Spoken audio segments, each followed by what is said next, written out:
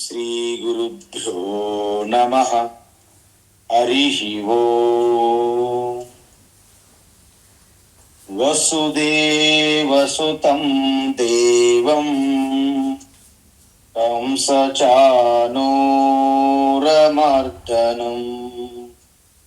దేవకీ పరమానందం కృష్ణం వందే జగద్గురుం.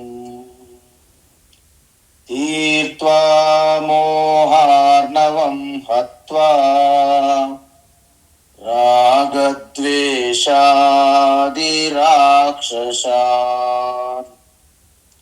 సీతా శాంతి సమాయుక్తా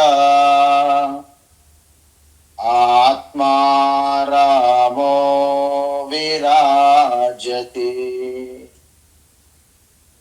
ఆత్మా రామో విరాజతే. ఆత్మస్వరూప బంధుగణ, మనం భగవద్గీత జ్ఞానయజ్ఞంలో భాగంగా 9 అధ్యాయములు పూర్తి చేశాం. 9వ అధ్యాయం వరకు అంటే మొదటి షట్కము, మొదటి 6 అధ్యాయములు, తరువాత 7 నుండి 12వ అధ్యాయం వరకు మధ్యమ షట్కము లేదా 2వ షట్కము. 3వ షట్కం అంటే 13వ అధ్యాయం నుండి 18వ అధ్యాయం వరకు. అయితే మొదటి షట్కములో ఏం చెప్పారు ప్రధానంగా అంటే, ఈ జీవులు ఉన్నారు కదా, ఆ జీవుల యొక్క తత్వం ఏమిటి అని చెప్పారు. అదేవిధంగా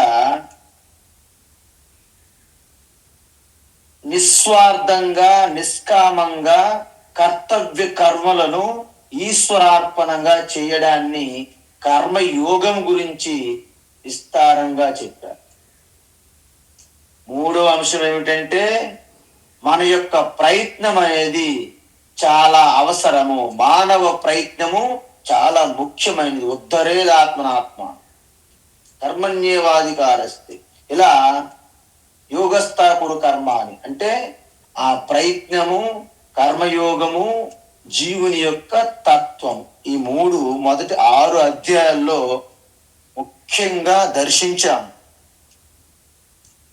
తరువాత 7వ అధ్యాయం నుండి 12వ అధ్యాయం వరకు ఈశ్వరుని యొక్క స్వరూపం ఏమిటి అని తెలుసుకో. ఆ ఈశ్వరునితో మనం మమేకం అనుసంధానం అవ్వాలంటే ఉపాసన చాలా ఆవశ్యకం అని చెప్పారు.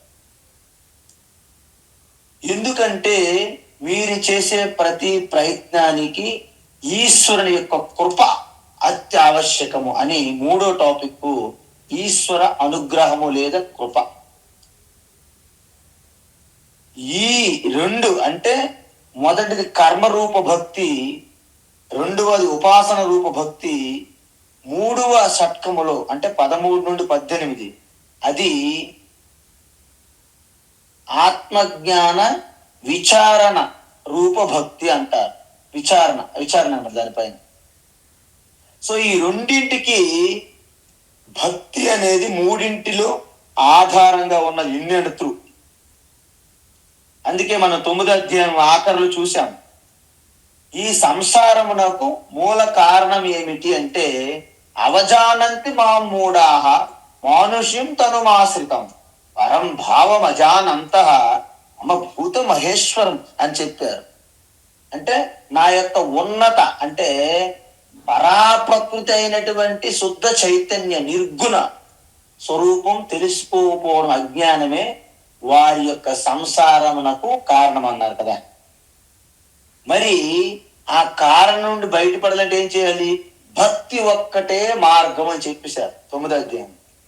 కానీ ఎటువంటి భక్తి మనకు అర్థం కావట్లేదు కదా. భక్తి అంటే ప్రతి ఓడు భక్తి అంటాడు. అందువలన శంకరాచార్య ఏం చెప్పారంటే, స్వస్వరూపానుసంధానం భక్తిరిత్య విధీయతే. అనాదిగా నేను ఈశ్వర వేరు, నేను వేరు, అనాదిగా అనేక జన్మాంతరాలుగా ఆ భ్రమలో ఉంటున్నటువంటి జీవులు నా యొక్క ఒరిజినల్ స్వరూప తత్వం అంటే నా యొక్క ఆధారభూత చైతన్య స్వరూపం ఈశ్వర్యే అని తెలుసుకోవడమే ఆ స్వస్వరూపం, మన యొక్క స్వరూపానికి అనుసంధానం అవ్వడము. మన స్వరూపములో ఆ గుండె చప్పుడు వెనకే కదా ఈశ్వరం ఉన్నది. దాన్నే పరాభక్తి లేదా వాస్తవమైనటువంటి ఉత్తమ భక్తి అన్నారు. ఆ భక్తి గురించి ఏదైతే ఈశ్వరుని యొక్క నిర్గుణ స్వరూపం తెలుసుకోవడమే ఉత్తమ భక్తి కాబట్టి 7వ అధ్యాయంలో ప్రారంభించారు. 7వ అధ్యాయంలో ప్రారంభించి 8వ అధ్యాయంలో చిన్న సైడ్ ట్రాక్, అంటే వేరే విషయం ప్రశ్నలకు సమాధానం చెప్పాల్సి వచ్చింది కాబట్టి చిన్న సైడ్ ట్రాక్ తీసుకొని మళ్ళీ 7వ అధ్యాయం ట్రాక్ పట్టుకుని 9లో ప్రవేశించారు. 9, 10, 11, 12 ఇవన్నీ కూడా ఈశ్వరుని యొక్క నిర్గుణ స్వరూపతత్వాన్ని తెలియజేయడానికే దారి తీస్తుంది. ఈశ్వరు యొక్క నిర్గుణ స్వరూపతత్వం తెలుసుకోవడం అనేది తారాస్థాయిలో చేరుతుంది. ఎక్కడ? 12వ అధ్యాయంలో. అందుకే దాని పేరు భక్తి యోగము అన్నారు.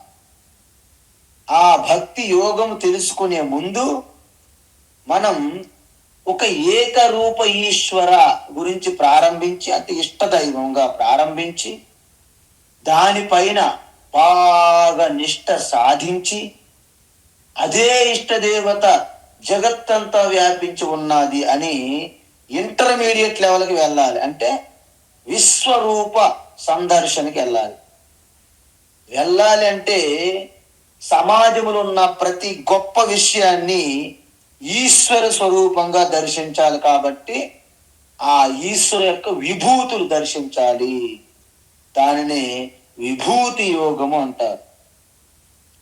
ఆ విభూతులతో పాటు ఇవన్నీ కూడా ఒక ఈశ్వర స్వరూపంగా, ఒక విరాట్ రూపంగా దర్శించడాన్ని విశ్వరూప సందర్శన యోగం అన్నారు.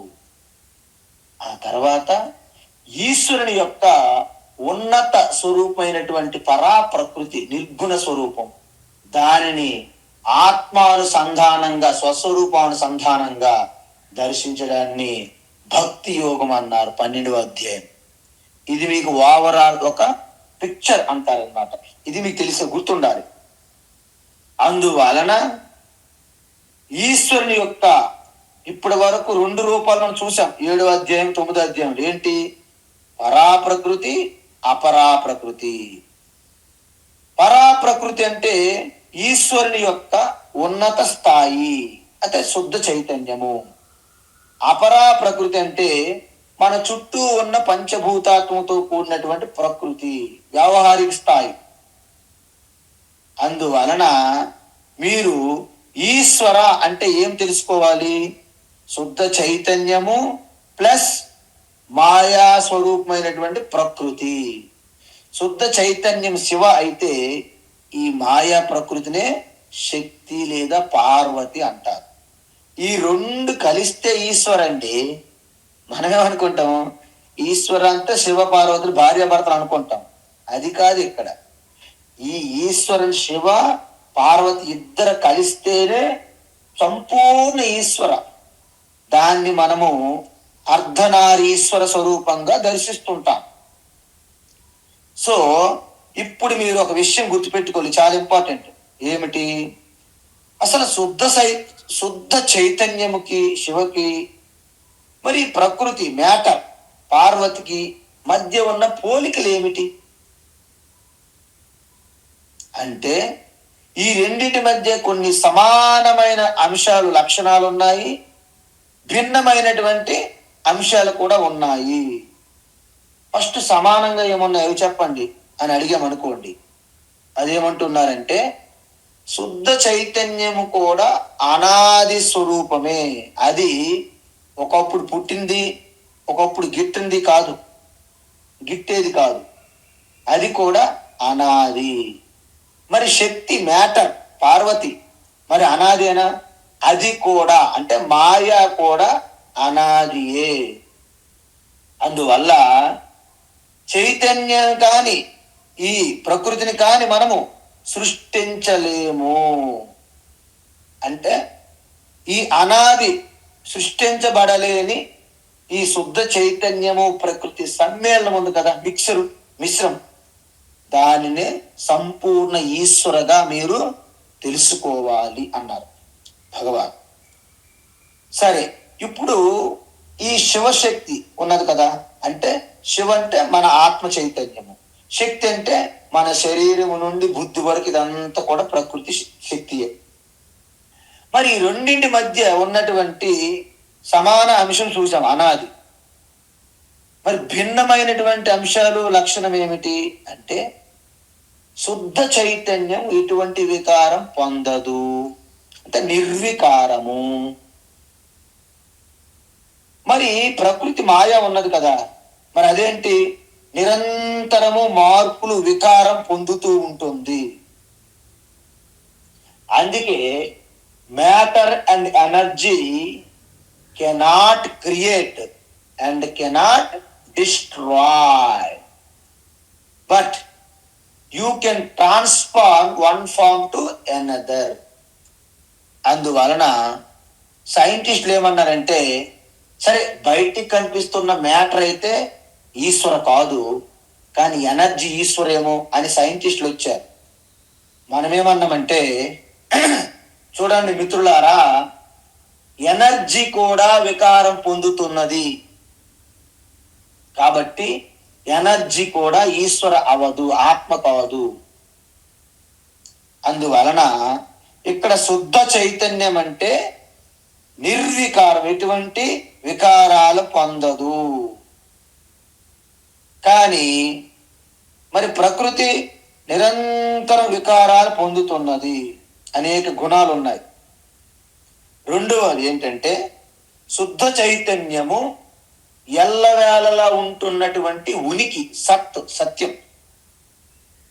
అంటే జాగ్రత్త స్వప్న సుషుప్తి సుస్ఫుటతరా యా సంవిదుజృంభతే యా బ్రహ్మాది పిపీలికా తతనుసు ప్రోతా జగత్ సాక్షిని. మనీషా పంచకములో శంకరాచార్య చెప్పారు, అది జాగ్రత్త అవస్థలోను, స్వప్నములోను, సుసుప్తులోను, గాఢ నిద్ర అంటే ఆ మూడింటికి ఆధారంగా తెరలా ఉంటుంది. సినిమా ఆడేస్తుంది, 3 సినిమాలు ఆడుతున్నాయి, జాగ్రత్త సినిమా, స్వప్నము, గాఢ నిద్ర. సినిమా ఆగిపోయినప్పుడు కూడా తెర ఎలాగైతే అలాగే ఉంటుందో శుద్ధ చైతన్యం అలాగే ఉంటుంది. కాబట్టి దానిని సత్యము అంటారు అని. మరి జాగ్రత్త సినిమా వచ్చి వెళ్ళిపోయింది, స్వప్నం వచ్చింది, స్వప్నం వచ్చి ఆడింది, బ్లాక్ బస్టర్ అయ్యింది, లేకపోతే అక్కడ అట్ట ఫ్లాప్ అయ్యింది, గాఢ నిద్ర సినిమా వచ్చింది.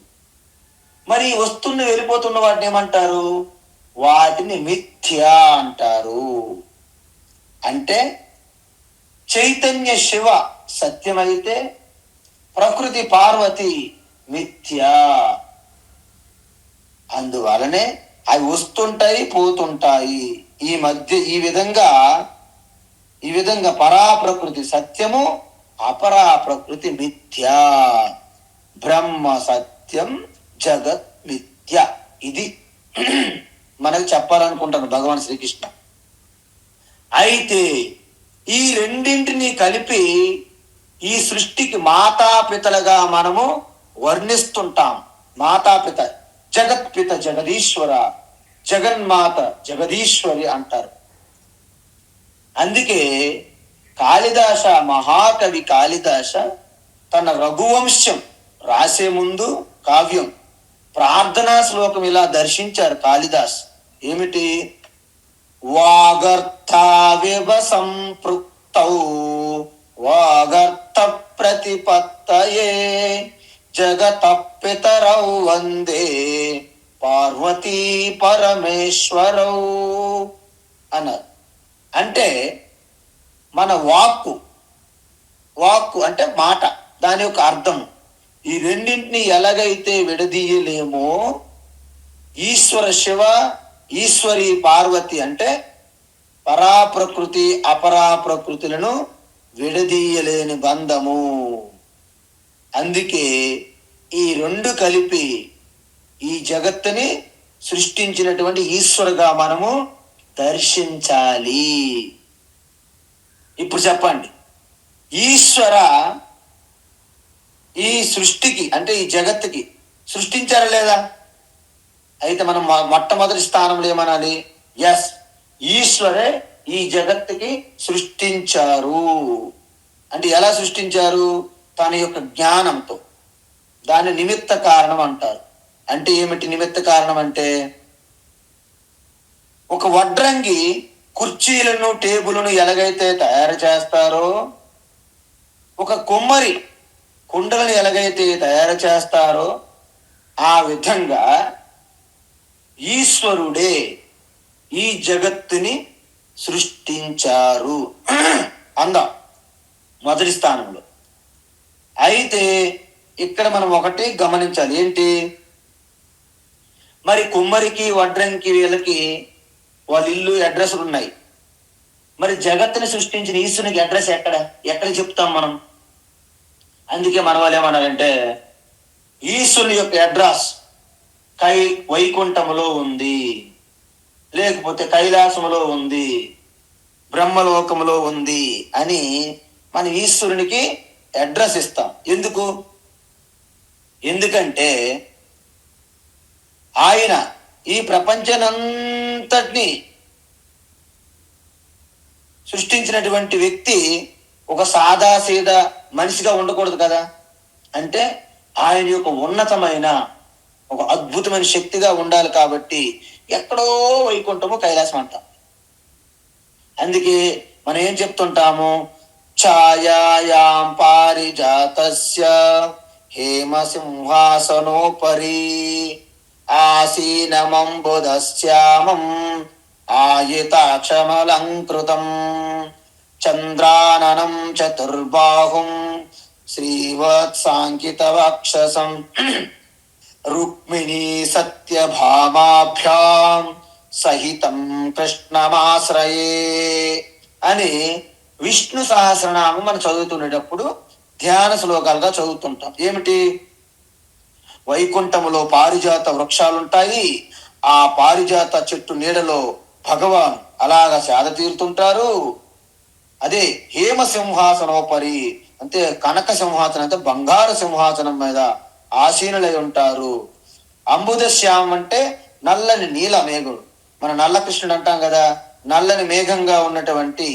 ఆయుతాక్షం అంటే విశాలమైనటువంటి ఆ యొక్క కమలము అంటే పద్మపత్రం లాంటి ఆ పద్మాలు లాంటి విశాలమైన నేత్రాలు కలిగి ఉంటారు.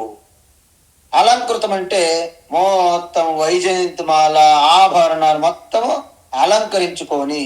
చంద్రాననం అంటే ఆ చంద్రుని వలె అద్భుతమైనటువంటి ఆ ముఖం ఆ ఆనందంతో ప్రశాంతంగా. చతుర్బాహుం 4 భుజాలు కలిగి. శ్రీవత్సాంకిత వక్షసం అంటే తన యొక్క ఛాతి అందు ఆ సాక్షాత్ శ్రీదేవి ఉంటదన్నమాట. సో రుక్మిణీ సత్యభామాభ్యం, అలాగే ఆ రుక్మిణి సత్యభామ వారితో కలిసి సహితంగా ఆ యొక్క కృష్ణ పరమాత్మ ఉన్నారు అని మనం ధ్యానం చేస్తాం. ఎందుకు? ఒక సృష్టికర్త ఈశ్వరుని మనం అభివర్ణించేటప్పుడు ఆయన యొక్క రూపాన్ని ఊహించుకొని ధ్యానం చేసేకే మనము వారి యొక్క గుణగణాలు వారి యొక్క విభూతులు మనము స్మరిస్తాం విష్ణు సహస్రనామం. అదే విధంగా మనం ఏం చేస్తాము? విష్ణుమూర్తిలో పడుకునేటప్పుడు నాభి నుండి ఒక కమలం వచ్చినది. ఆ కమలములో బ్రహ్మ సృష్టి జరిగింది. అంటే ఏంటి? విష్ణు డైరెక్ట్ గా సృష్టించలేదండోయ్. ఆయన నాభి నుండి కమలం వస్తే కమలం నుండి వచ్చినటువంటి బ్రహ్మాజీ ఆయన సృష్టి చేశారు. అంటే ఇవన్నీ మనం ఊహించుకోవడం వల్ల ఏమవుతుంది? ఏకరూప ఈశ్వరుని యొక్క దర్శనం అంటారు. ఇప్పుడు ఓకే, అంత బాధనే ఉంది. కానీ మీరు అలాగుంటే మీకు కొన్ని సమస్యలు వస్తాయి. ఏంటి? ఈశ్వరుడు ఈ జగత్తుని సృష్టించాడు అంటున్నాం కదా. మరి సృష్టించేటప్పుడు సర్వంగా వ్యాపించి ఉన్నటువంటి ఈశ్వర వైకుంఠంలో మాత్రమే ఎలా ఉంటారండి? మరి అక్కడ ఆయన ఉంటే ఆయన సర్వంగా వ్యాపించిన వారు ఎవరు కదా. అమ్మ బాబు, ఎక్కడ లేని చిక్కులు వచ్చాయి ఇప్పుడు మనకి. ఈ చిక్కు ప్రశ్నలు ఎప్పుడైతే స్టార్ట్ అయ్యాయో, no no no no no, ఈశ్వరు ఎక్కడో వైకుంఠంలోనూ కైలాసంలో కూర్చొని జగత్తుని సృష్టించలేదండి, ఈశ్వరుడే జగత్తుగా మారారు అని చెప్పాలి రెండో స్థాయిలో. అంటే మీకు కుమ్మరి వడ్రంగిలా కాదండి, కుండలికి కారణమైనటువంటి మట్టి రూపంగా ఈశ్వరుడు ఉన్నారు అని చెప్పాలి. ఇప్పుడు చెప్పండి, మట్టి వేరు కుండ వేరా, మట్టే కుండగా మారిందా అని మనం చెప్పాలి. అంటే నోనో, మట్టే కుండగా మారింది, బంగారమే ఆభరణములుగా మారాయి అని చెప్పాలి. అయితే ఇప్పుడు ఏం చెప్పాలి మనము? ఈశ్వరుడే జగత్తుగా మారాడు. మరి ఈశ్వరుడు జగత్తుగా మారితే అందువలన ఆయన మారేటప్పుడు దాన్ని ఎవరు తయారు చేయాలి కదా. సో మట్టిని కుమ్మరి చేశాడు, ఆభరణాలని వడ్రంగి చేశాడు. మరి ఈ జగత్తుగా మారాలంటే దానికి ఎవరో సాయం ఉండాలి కదా. అంటే జగత్తుని సృష్టించడానికి ఈశ్వరుడు వేరుగా లేరు, తానే సృష్టి చేశాడు, సృష్టిగా మారాడు అని చెప్పాలి. ఇలా చెప్తే మనకు కాస్త హెడ్ కొంచెం వేడెక్కుతుంది. అదేంటండి, రెండు ఈశ్వర ఎలా అవుతారు? అలాంటిది ఏమైనా ఉందా సృష్టిలో? ఎక్కడ? ఒక్కటి ఉన్నది. ఏమిటి? సాలె పురుగు ఒక్కసారి గమనించండి. ఏమిటది?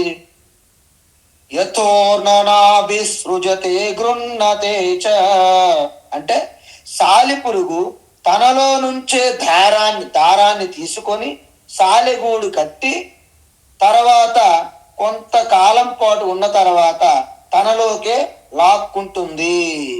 అంటే ఈశ్వర కూడా ఈ జగత్తుకి కావలసిన మెటీరియల్ తన నుండే తీసి జగత్తుగా సృష్టించి తనే జగత్తుగా ఉంటూ కొంత సమయం స్థితిగా పాలన చేసి తనలోనే కలుపుకుంటున్నారు ప్రళయంగా. సో ఈ 3 కార్యాలను చేసేటప్పుడు 3 పదవులుగా మనము ఆపాదించాము. జగత్తు సృష్టి జరిగే సమయములు అంటే శుద్ధ చైతన్యం మాయ, ఆ 2 కలయికతో సృష్టి చేసిన బ్రహ్మాజీ చతుర్ముఖ బ్రహ్మ అన్న దానిని ఒక స్థితిగా పాలన చేయుటకు విష్ణు అని చెప్పాము. దానిని తనలోకి లయం చేసుకోవడానికి, ప్రళయం చేయడానికి రుద్ర లేదా శివ అన్నాం. సో అంటే ఇప్పుడు మనకేమర్థమైంది? ఈ జగత్తు అంతటికి ఈశ్వర ఒక కుమ్మరి వలె నిమిత్త కారణము, మట్టి వలె ఉపాదాన కారణం. అంటే 2 రకాలుగా ఈశ్వర అయి ఉన్నాడు మన సృష్టికి, ప్రపంచానికి. ఇది 7వ అధ్యాయంలో కూడా మనము చూశాము. అందువలన ఏం చెప్పాడు 7వ అధ్యాయంలో భగవాన్? రసోహమప్సు కౌంతేయ ప్రభాస్మి శశి సూర్యయో ప్రణవ సర్వవేదేషు శబ్దఖే పౌరుషం ఋషు అని చెప్పారు. అంటే ఎప్పుడైతే ఈశ్వర సూర్యకాంతిని సృష్టించలేదు, ఈశ్వరే సూర్యకాంతి రూపంలో ప్రకటమవుతున్నారు. మీకు అర్థమైందండి? అంటే ఈశ్వరు ఎక్కడో వేరుగా ఉండి సూర్యుడిని సృష్టించి మన మీద వదలలేదు. ఆ ఈశ్వరే సూర్యునిగా ప్రకటమవుతున్నారు, చంద్రునిగా ప్రకటమయ్యారు, ఆకాశముగా ప్రకటమయ్యారు, వాయువుగా, అగ్నిగా, జలములుగా, భూమిగా, సర్వము సృష్టిగా తనే ప్రకటమయ్యారు అని అర్థం. సో ఈ విధంగా మనం చూసుకుంటే మనము నమ్మకం, మీరు చదువుతారు రుద్రం, అసౌ యస్తామ్రౌ అరుణవత బభ్రుస్సు మంగళ ఏ చేమాగం రుద్ర అభితో దిక్షుశ్రితాః సహస్రో వైశాగం హేడహీమయే అసౌ యోవ సర్పతి నీలగ్రీవో విలోహితః ఉతైనం గోప అదృశన్నదృశన్నుద ఆర్యః అని మొత్తము రుద్రమంతా కూడా ఈ విశ్వరూప ఈశ్వరుని గురించే చెప్తుంది. విశ్వరూప ఈశ్వరుని గురించి మనం నమ్మకం చదివేటప్పుడు మొత్తము రుద్రం గురించి ఇలాగే చెప్తుంది. ఏంటి? అద్భుతంగా సూర్యుని వలె ప్రకటమై ఉన్నారు. ఎరుపు రంగు, మేలిమి, పసుపు అనే తెలుపు రంగులతో ప్రకటమయ్యారు. అంటే మొత్తము రాధాకృష్ణమయముగా గోపికలకి ఆ గోప బాలికలకి మధ్య ఎలాగైతే ఉంటుందో అలాగా మొత్తం యావత్ సృష్టి అంతా శివశక్తిమయంగా ప్రకటమయ్యారు. దీనిని విశ్వరూప దర్శనంగా ఉన్నారు. అంటే ఆవులు గేదెలు కాసుకున్న పామరుల నుండి ప్రతి ఒక్క ప్రాణిలోను ప్రతి మనిషిలోనూ ఆ యొక్క ఈశ్వరుడే దర్శనమిస్తున్నారు అని తెలుసుకోవాలి. అలా రెండో స్థాయి భక్తికి వస్తే ఈశ్వర దర్శనం ఎక్కడ ఉంటుంది? కైలాసమా, వైకుంఠమా? నో, అంతటా వ్యాపించి ఉంటుంది. అందువలన మరి ఈశ్వరుని శరీరం ఏమిటి అంటే విరాట స్వరూపం, విశ్వరూపమే. భూపాదౌ యస్య నాభిర్ వేదసుర నిల చంద్ర సూర్యౌ చ నేత్రే అంటాం మనం. అంటే ఈ మొత్తము ఈ పాదములు భూలోకమంతా వ్యాపించి ఉంటే ఈ శిరస్సు స్వర్గలోకానికి తాకి ఉన్నది. ఈ లోపల ఉన్నటువంటి ఈ నాభి నుండి లోపల ఉన్నదంతా అంతరిక్షంగా వ్యాపించి ఉన్నది. తరువాత ఈ నేత్రములు సూర్య చంద్రులుగా నేత్రములు ఉన్నాయి. మనము ధ్యానం చేసేటప్పుడు విశ్వరూప ధ్యానం చెప్పాను. యావత్ ఈ విశ్వమంతా ఈశ్వరుని శరీరంగానే ఉన్నది. ఈ విశ్వరూప సందర్శన వర్ణనే 7, 9, 10, 11 అధ్యాయాల్లో మనము చూస్తాము. ఇప్పుడు మీకు క్లారిటీ వచ్చింది కదా. ఈ విధంగా తెలుసుకుంటే అప్పుడు మనం ఏం చేస్తాము? మనము నిర్గుణ బ్రహ్మ అంటే 3వ స్థాయిలో ఈ విశ్వరూప సందర్శన స్థాయి నుండి రూపము లేని స్థాయికి మనము ఎదగాలి.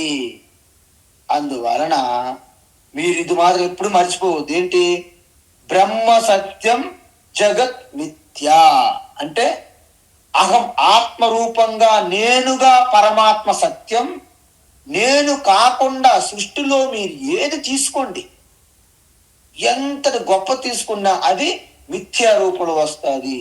అందువలన ఈ సత్యాన్ని వదిలిపెట్టి రామేశ్వరంలో రాముడు ఎక్కడ కట్టాడు, ఎక్కడ ఏ ఇంజనీర్తో కట్టించాడు, ఇవన్నీ క్వశ్చన్లు అడుగుతారు. నీవు రామేశ్వరం ఎంత, నీకు తిరుపతి వెంకటేశ్వర స్వామి ఆలయం ఎంత సత్యమో మనకి రామేశ్వరంలో శ్రీరాముని యొక్క ప్రతిష్ఠించిన ఆ శివలింగం కూడా అంతే సత్యం. నువ్వు వెంకటేశ్వర స్వామి తిరుపతిని సత్యమని రామేశ్వరం అసత్యమని ఎలా అంటున్నావు? ఇదన్నీ కూడా మన యొక్క ఏదో వాగ్వాదము, తర్కము, కుతర్క వాదించాలి తప్ప దాని లోపల ఉన్నటువంటి ఆ యొక్క గుణ ప్రదర్శించడమే తప్ప సత్యం కావు. అందువలన మనం బయట రూపాలు, దేవాలయాలు, వాటి పేర్లు, వాటి మీద మనం మీకు పడిపోకూడదు. ఎందుకు? అవన్నీ కూడా వ్యావహారికమైనటువంటి సత్యమే. వ్యావహారిక సత్యం. కాశీ విశ్వనాథ్ వ్యావహారిక సత్యము. మరి అసలు సత్యం ఏంటి? ఆ విశ్వనాథుడే మీ ఆత్మగా ఉన్నాడు, నేనుగా ఉన్నాడు. అది ఎప్పటికీ సత్యం. అది ఎప్పుడు పోదు. మీరు గాఢ నిద్రలోకి వెళ్ళిపోతే మీరే లేరు, ఇంక కాశీ ఎక్కడ ఉన్నదండి? అంటే ఇష్ట దైవము, అన్ని క్షేత్రాలు, యావత్ జగత్ అంతా మిథ్య అయినప్పుడు తిరుపతి వెంకటేశ్వర స్వామి ఆలయం మిథ్య అవుతుంది, రామేశ్వరం మిథ్య అవుతుంది, కాశీ మిథ్య అవుతుంది, మీ శరీరమే మిథ్య అవుతుంది, మీ బుద్ధి మనస్సు మిథ్య అవుతుంది. మరి సత్యం ఏంటి? నేను అని ఎరుకగా ఉన్న ఈశ్వర ఎప్పుడు మిథ్య కాదు, అది ఎప్పుడు సత్యమే. ఇది తెలుసుకుంటే, ఇలా తెలుసుకుంటే మీరు ఈశ్వవాస్యమిదగం సర్వం, సకలము ఈశ్వర అనే సత్యాన్ని మీరు గట్టిగా పట్టుకోగలుగుతారు. అయితే ఇలా శుద్ధ చైతన్యము ప్రకృతి కలిసి ఉన్నటువంటి ఆ ఈశ్వరుని విభూతులని విభూతి దర్శనం అంటారు. దాన్ని మనము అయితే విభూతి ఎందుకు దర్శించాలి? డైరెక్ట్ గా మేము జ్ఞానాన్ని పొందుతామని కొంతమంది అడుగుతారు నాకు వచ్చి, నాయన నువ్వు విభూతులు ముందు దర్శించకుండా సగుణంగా విశ్వరూప ఈశ్వరుని మీరు పూజించకుండా నిర్గుణ ఈశ్వర రూపాన్ని మీరు తెలుసుకోలేరని చెప్పాలి మనం. అందుకే ఉపనిషత్తులు ఏం చెప్పారంటే, ఒక్కసారి దేవతలకి అసురులకి మధ్య యుద్ధం జరుగుతుంది. ఆ యుద్ధంలో దేవతలు గెలుస్తారు, విజయం సాధిస్తారు. వారికి గర్వం కలుగుతుంది, అహంకారం. వెంటనే వాళ్ళ గర్వభంగం కలిగించడానికి ఈశ్వర యక్ష రూపంగా దర్శనమిచ్చారు. మనము కూడా ఎప్పటికప్పుడు మనకి అహంకారం వచ్చేస్తుంది, అసూయ, అహంకారము, గర్వం. అందువలనే మనకి గర్వభంగం అవ్వాలి ఎప్పటికప్పుడు. అంటే సగుణ ఈశ్వరు నుంచి ప్రారంభించి విశ్వరూప ఈశ్వర దర్శనం చెయ్యాలి. అంటే ఏంటి? అందరిలో కూడా పరమాత్మయే ఉన్నారు. ఎవరు విజయం సాధించినా అది నాదే, నాది కూడా కాదు, పరమాత్మ విజయం. చూసారా? ఎవరు ఎక్కడ ఏది చేసినా ఏది సాధించినా అది పరమాత్మ విజయంగా మీరు దర్శించినప్పుడు మీకు అహంకారము, గర్వం పోతుంది. అది పోవడానికే భగవాన్ శ్రీకృష్ణ ఈ విభూతి యోగము, విశ్వరూప సందర్శన యోగము ఇలా ప్రవేశపెట్టి మనలో లేశమంతైన అసూయ, అహంకారాలు, గర్వము ఉండకూడదు. అప్పుడే నా యొక్క యథార్థ నిర్గుణ స్వరూపతత్వాన్ని తెలుసుకుంటారని 12వ అధ్యాయము చివరికి పెట్టారు, భక్తి యోగం పేరుతో. ఈ ఇంట్రడక్షన్ తో మనము భగవాన్ యొక్క ప్రణాళికలోకి మనం ఇప్పుడే ప్రవేశిస్తున్నాము. మొదటి మెట్టు దగ్గరికి వచ్చాము, కొబ్బరికాయ కొట్టడానికి. ఓకేనా? ఓకే. ఓం శ్రీ పరమాత్మనే నమః. అథ దశమోధ్యాయః. ఓం శ్రీకృష్ణ పరమాత్మనే నమః. అథ దశమోధ్యాయః. శ్రీ భగవానువాచ. శ్రీ భగవానువాచ. భూయ ఏవ మహాబాహో. భూయ ఏవ మహాబాహో. భూయ ఏవ మహాబాహో. శృణు మే పరమం వచః. శృణు మే పరమం వచః. శృణు మే పరమం వచః. యత్తేహం ప్రీయమాణాయ. యత్తేహం ప్రీయమాణాయ. యత్తేహం ప్రీయమాణాయ. వక్ష్యామి హితకామ్యయా. వక్ష్యామి హితకామ్యయా. వక్ష్యామి హితకామ్యయా. భూయ ఏవ మహాబాహో. శృణు మే పరమం వచః. భూయ ఏవ మహాబాహో. శృణు మే పరమం వచః. భూయ ఏవ మహాబాహో. శృణు మే పరమం వచః. యత్తేహం ప్రీయమాణాయ. వక్ష్యామి హితకామ్యయా. యత్తేహం ప్రీయమాణాయ. వక్ష్యామి హితకామ్యయా. యత్తేహం ప్రీయమాణాయ. వక్ష్యామి హితకామ్యయా. ఉత్తమం. అయితే ఈ అధ్యాయము విభూతి యోగం అని చెప్పాం. 1 నుండి 11 శ్లోకం వరకు అర్జున్ ప్రశ్నతో మొదలు పెట్టాం కదా. సో ఈశ్వరుడే స్వయంగా తన యొక్క ఈశ్వర స్వరూపం గురించి మరిన్ని వివరాలు చెప్తున్నారన్నమాట. అంటే పూర్తి స్థాయి అర్జునుడు ఏదైతే ప్రశ్న ఇస్తున్నారో ఆ తర్వాత అడుగుతారు ప్రశ్న. ఎప్పటి వరకు? స్టార్టింగ్ లో పరమాత్మే ప్రారంభించారు, కానీ అర్జునుడి ప్రశ్న ఎప్పుడు వస్తుంది? 11వ శ్లోకం తర్వాత వస్తుంది. అందువలన అర్జునుడు ఏమి తెలుసుకోవాలి అనే బ్యాక్గ్రౌండ్ ఎవరిస్తున్నారు? భగవానే స్వయంగా అర్జునికి ఇస్తున్నారు. ఎందుకంటే భగవానికి తెలుసు అర్జునుడి యొక్క స్థితి, మానసిక స్థితి. ఈయనకి పొరపాటు తెలిసిపోయిన అహంకారం వెళ్ళిపోయినట్టున్నాడు. కాబట్టి ఈయన అహంకారం ముందు తీసేయాలి పూర్తిగా.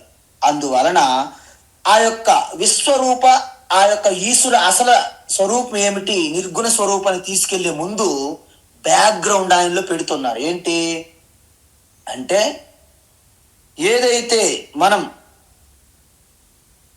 మనం ఏమన్నాము, గొప్ప బాహువులు కలవు అర్జున, నువ్వు చాలా శౌర్యవంతుడు, వీరుడు, సూర్యుడు అని పొగిడారు ఫస్ట్. మహాబాహు అంటే ఆజాన బాహువులు అంటారు మన వాళ్ళు. అంటే ఈ యొక్క చేతులు చాలా పొడవుగా ఉంటాయి ఆయనకి, అంటే మహావీరుడు, సూర్యుడు అనమాట.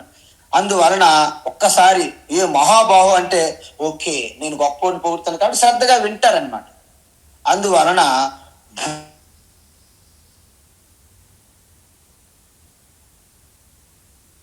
నేను చెబుతున్నానంటే అర్థం ఏంటి? ఆల్రెడీ నేను మీకు చెప్పాను. మళ్ళీ ఒకసారి నేను చెప్పబోయే ఈ గొప్ప జ్ఞానాన్ని విను, మాటలను విను. ఏంట విని మాటలు అంటే ఒకటే, అవి ఎప్పుడు శ్రేష్టములు అవుతాయంటే సర్వశ్రేష్టములైనటువంటి ఈశ్వర తత్వం గురించి చెప్తేనే అవి శ్రేష్టమైనటువంటి జ్ఞానం అవుతుంది. కాబట్టి అలాంటి జ్ఞానము మళ్ళీ నేను ఒకసారి చెప్తాను, శ్రద్ధగా విను అంటున్నా. ఎందుకు? నువ్వు నాకు అత్యంత ప్రియమైన వాడువు. ప్రియమానాయ అంటే నాకు అత్యంత ప్రియమైన, my dear friend, you are my dear friend అండి. ఏ Arjuna, you are my thickest, dearest, nearest friend కాబట్టి నీకు చెబుతున్నాను. నిజానికి గురువుకి ఇష్టమైన శిష్యులు, ఇష్టం లేని శిష్యులని ఉండదు, ఉంటదండి అలాగా, అసలు శిష్యుడే కాదు అలాంటప్పుడు. కానీ ఇక్కడ అత్యంత శ్రద్ధాభక్తులతో వింటున్నావు కాబట్టి, నువ్వు వినాలి కాబట్టి ఆ విధంగా భగవాను నువ్వు నాకు అత్యంత ప్రియమైన మిత్రుడు, శిష్యుడు అని చెప్తున్నారు. ఎందుకు చెప్తున్నారు? హిత కామ్యయ, నీకు ఎంతో హితం చేకూరుస్తున్నా ఈ మాటలు. నేను చెప్పే మాటలు నీకు హితం కలుగుతుంది వాటి వలన. అహం వక్ష్యామి, నేను చెప్తాను, నేను చెప్పలేదు, చెప్తాను మళ్ళీ. హితం కలుగుతున్నాయి అంటే నీ మంచి కోసమే, నీ జీవిత లక్ష్యం కోసం, నీ జీవిత యొక్క ప్రయోజనం ఏమిటి సిద్ధించడానికి కోసం నేను చెబుతున్నాను. అంతేగాని నేనేదో పొందడానికి కాదు. అంటే పరమాత్మ ఏమంటున్నాడంటే, ఓహో కృష్ణ, నాకు నువ్వు చెప్పి నువ్వేదో ఆశిస్తున్నావు, ఏదో పొందాలనుకుంటున్నావు కదా, నాకు తెలిసిపోయింది అనగలడు అర్జునుడు. అందుకే భగవాను డౌట్, ఓహో నాయన అర్జున, నీకు చెప్పడం వల్ల నేనేమి పొందను, నీ హితము కోరే చెప్తున్నాను తప్ప నాకేమీ లాభం లేదు. ఎలా లాభం లేదు? నమే పార్థాస్తి కర్తవ్యం త్రిషు లోకేషు కించన నానవాప్తమవాప్తవ్యం వార్త ఏవ చ కర్మని. ఏ అర్జున, నేను పొందాల్సిందేమీ ఈ 3 లోకాల్లో ఏమీ లేదు. అంటే నేను ఏదైనా చేయడం వలన పొందుతాను అనేది లేదు నాకు. సరే పోనీ ఏదైనా చేయకపోతే కోల్పోతాననేమని ఉందా? అది కూడా లేదు. ఎందుకు?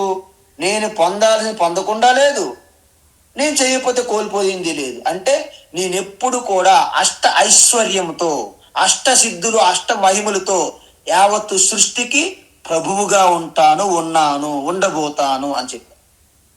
అందువలన ఏ మహాబాహో, ఏ అర్జున, భూయ ఏవ, మళ్ళీ పరమం వచ మే, నా యొక్క పరమ వచనాలు విను, శృణు, విను. ఎందుకు? ప్రియమానాయ, నువ్వు నాకు ప్రియమైన వాడువు కాబట్టి తే, నీకు ఎత్తు, ఆ యొక్క గొప్ప వాక్యాలు చెబుతాను. ఎందుకు? హిత కామ్యయ, నీకు హితము చేకూరడానికి అహం వక్ష్యామి, నేను చెబుతున్నాను, విను శ్రద్ధగా. అంటే శరీరము, మనస్సు, బుద్ధి అన్ని ఏకాగ్రతతో విను. నీ ఇష్టం వచ్చినట్టు మళ్ళీ ఈ యొక్క తూనీరములో ఉన్న బాణాలను సర్దుకోవడము, ఎవరెవరి గురించి ఆలోచించడం కాదు. డైరెక్ట్ గా శ్రద్ధగా నేను చెప్పేదే విను అని చెప్తున్నారు భగవాన్ కృష్ణ. నమే విదుస్సురగణాః न मे विदुःसुरगणाः न मे विदुःसुरगणाः ప్రభవం న మహర్షయః प्रभवं न महर्षयः प्रभवं न महर्षयः అహమాదిర్హి దేవానాం अहमादिर्हि देवानाम् अहमादिर्हि देवानाम् మహర్షీణాం చ సర్వశః महर्षीणां च सर्वशः महर्षीणां च सर्वशः న మే విదుస్సురగణాః ప్రభవం న మహర్షయః न मे विदुःसुरगणाः प्रभवं न महर्षयः न मे विदुःसुरगणाः प्रभवं न महर्षयः అహమాదిర్హి దేవానాం మహర్షీణాం చ సర్వశః अहमादिर्हि देवानां महर्षीणां च सर्वशः अहमादिर्हि देवानां महर्षीणां च सर्वशः ఉత్తమం. అయితే మన భగవాన్ ఏమంటాడంటే ఇవన్నీ ఏదో పబ్లిక్ లైబ్రరీలోను న్యూస్ పేపర్లోను టీవీలోను ఎక్కడెక్కడ తెలిసే జ్ఞానం కాదు ఇది. అంటే ఏంటి? సురగణాః మహర్షయ చ మే ప్రభవం నా విదుహు. నా యొక్క పుట్టుక, నా యొక్క లీలలు, నా యొక్క అవతారములు, ఈ విషయాలు పూర్తిగా దేవతలకు కానీ మహర్షులకు కానీ తెలియదు అంటున్నారు. మనం ఏమనుకుంటాము? మహర్షులకి దేవతలకి అన్నీ తెలిసిపోయి అనుకుంటారు. కానీ భగవాన్ ఏమంటున్నారు? వాళ్ళకు కూడా నా గురించి తెలియదు. ఎందుకంటే నేను అన్ని విధములుగా దేవతలకి మహర్షులకి యావత్ సృష్టికి నేనే మూల కారణము, నేనే మూల బీజము. అందువలన ఏ అర్జున, నువ్వు ఊహల్లో ఉండొద్దు. అంటే నీ దగ్గర ఏదో ఫ్రెండ్గా ఏదో వచ్చాను కదా, ఏదో నీకు సాయం చేస్తామని రథసారథిగా ఉన్నాను కదా అని నా గురించి ఏదో మొత్తం తెలుసుకున్నట్టుగా నువ్వు భ్రమలో ఉండొద్దు. ఎందుకంటే నీ తాతల్లాటు ఉన్నటువంటి మహర్షులు దేవతలకే నా గురించి తెలియదు పూర్తిగా. నీకేం తెలుస్తుందయ్యా అన్నట్టు అర్జునికి ఒక వండర్ స్టక్ బాంబు షాల్ వేశారంట అర్జును మీద.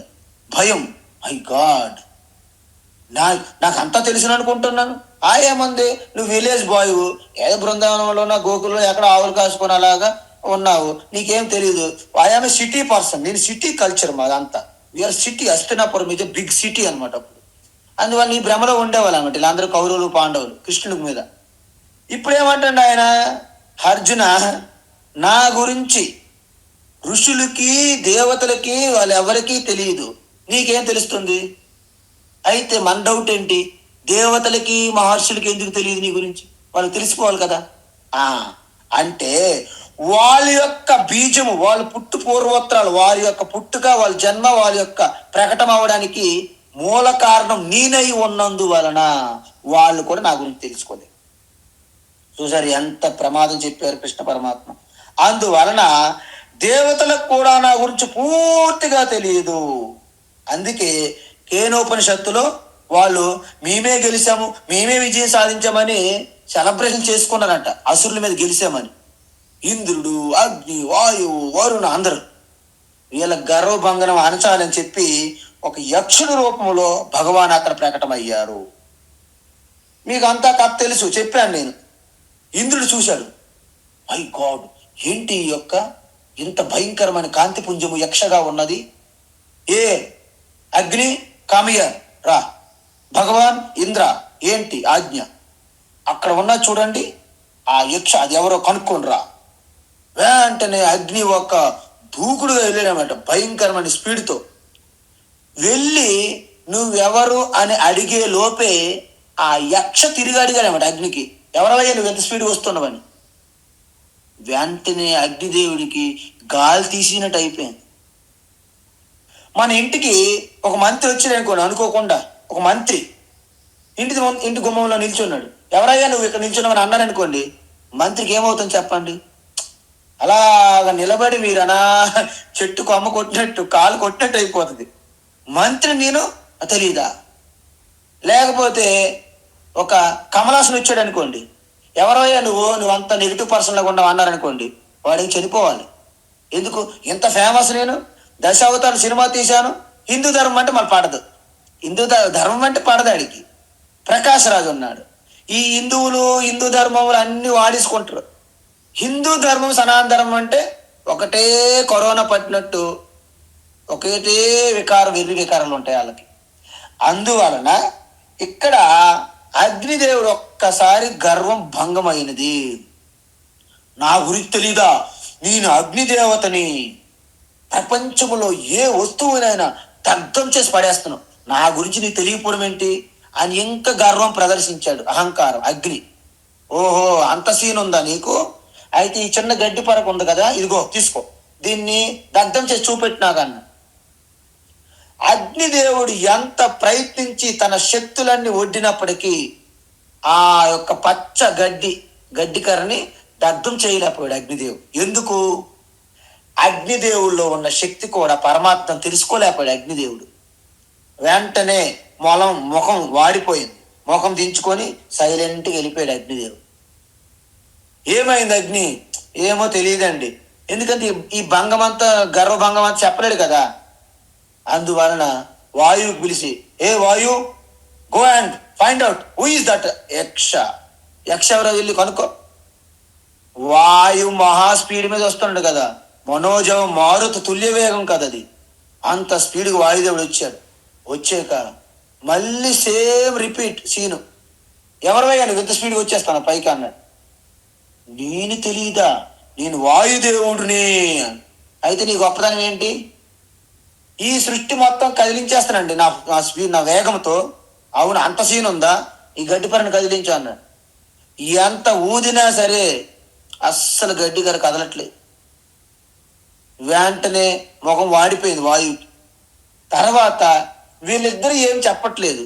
ఇక ఇంద్రుడికి అర్థమైపోయి ఇదేదో మతలబు ఉందని చెప్పి ఇంద్రుడు వచ్చాడు, నేను చూస్తాను, నీకు ఎంత గర్వం ఉంది, అసలు నీకు దర్శనం కూడా ఇవ్వనని అక్కడి నుండి యక్ష మాయమైపోయాడు. కానీ ఇంద్రుడికి ఒక చిన్న జ్ఞానోదయం అయ్యింది. ఇదేదో నేను పొరపాటు చేశాను, మాకు చేవాట్లు పెట్టడానికి ఏదో ఒక శక్తి ఇక్కడ వస్తుంది పరమాత్మ అని ఆలోచనలో పడ్డాడు ఇంద్ర. వెంటనే ఉమాదేవి, హైమావతి, పార్వతి, శృతిమాత, వేదమాత ప్రత్యక్షమైంది. హే ఇంద్ర, నువ్వు అనవసరంగా అజ్ఞాన భ్రమతో మీకు పరమాత్మ సాయం చేస్తే మీరు అసురుల పైన విజయం సాధించారు, కానీ మీరు మీ స్వంత విజయంగా మీరు కీర్తించుకుంటున్నారు.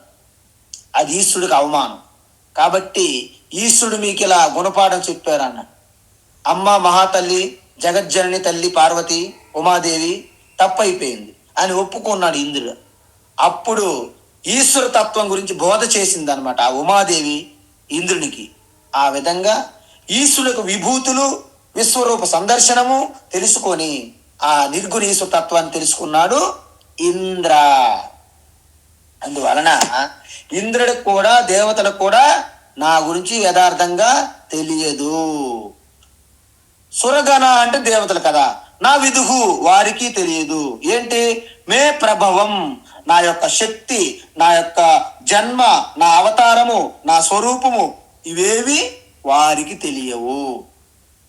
మహర్షయ అపి నా విదుహు, మహర్షులు కూడా తెలియదు. ఎందుకు? దానికి కారణం కూడా చెప్పారు. ఏంటి? అహం ఆదిహి, నేనే దేవతలకి మహర్షులకు కూడా సృష్టించినటువంటి సృష్టికర్తన కాబట్టి. అందువలన దేవానా మహర్షినాం అంటే దేవతలు మహర్షులు కూడా నా నుండే వచ్చారు. ఇప్పుడు సంతానం బిడ్డలు తల్లిదండ్రుల యొక్క జన్మ ఎలాగైతే తెలుసుకోలేరు, దేవతలు మహర్షులు కూడా నా నుండి వచ్చారు, వాళ్ళు నా గురించి ఎలా తెలుసుకోగలుగుతారు అని భగవాన్ చెప్పాడు. ఎలా? ఉపనిషత్తులు చెప్పారు ఈ విషయం. యో బ్రహ్మాణం విదధాతి పూర్వం యో వై వేదాంచ ప్రహిణోతి తస్మై తంహదేవం బుద్ధిమాత్మ. అంటే ఆ మొదటి బ్రహ్మ అంటే నేవల నుంచి వచ్చారు, విష్ణుమూర్తి నుండి. సో అలాగ కిందకి పరంపర వచ్చింది కాబట్టి నా గురించి ఎవరికి తెలియదు అని చెప్పారు. అయితే సర్వశః అన్ని విధాలుగా నేనే వారికి కారణము అంటే ఏంటి? వారికి తెలివిగా ఉన్నటువంటి ఈ సృష్టికి ఎంతో తెలివిగా కారణము. ఆ సృష్టికి కావలసినటువంటి ముడి సరుకు కూడా రెండు నేనే అని చెప్పారు. అందువలన వీరెవరు నా గురించి తెలుసుకోలేరు. యోమామజమనాదించ యో మామజమనాదించ యో మామజమనాదించ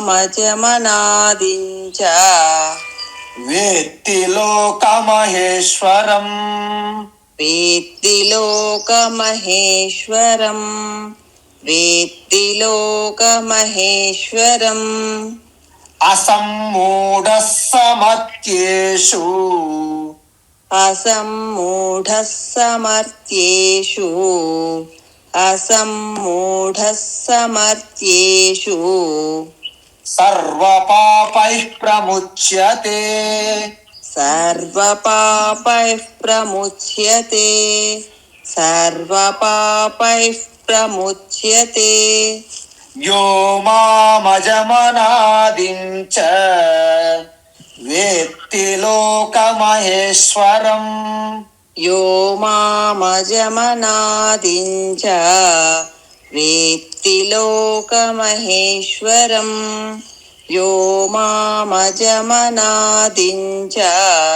వేత్తి లోకమహేశ్వరం అసమ్మూఢ సమత్యేషు సర్వపాపైః ప్రముచ్యతే అసమ్మూఢః సమర్థ్యేషు సర్వపాపైః ప్రముచ్యతే అసమ్మూఢః సమర్థ్యేషు సర్వపాపైః ప్రముచ్యతే.